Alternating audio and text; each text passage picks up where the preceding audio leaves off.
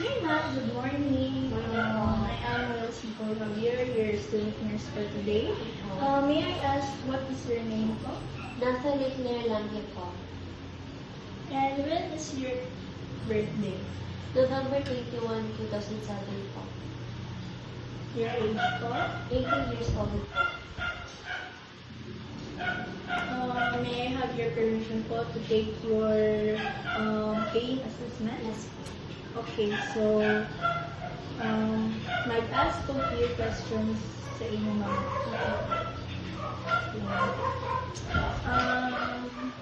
Have you had any previous experience with pain po?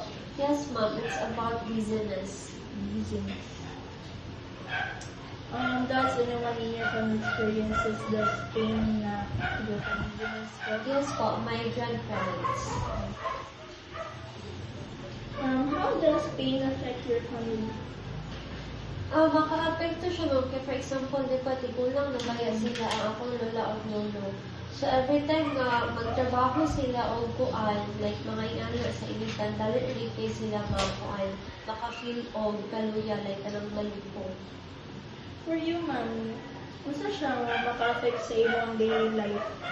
Para sa kay maka-apekto siya pag sample, dagan kay nagbuhaton sa school works, dagan kay mibuhaton sa school works, and then maka-feel din o kanang luya yun pa.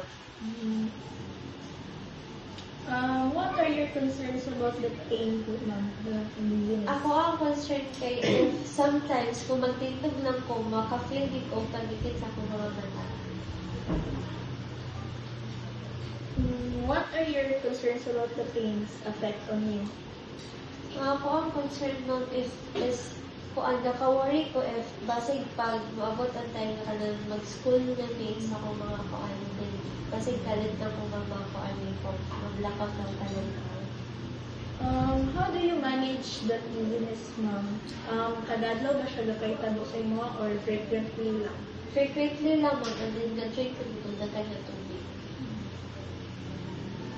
Thank you so much, ma'am.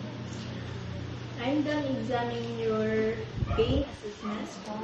Later on, I will give you the results of your results. Thank you po, ma'am.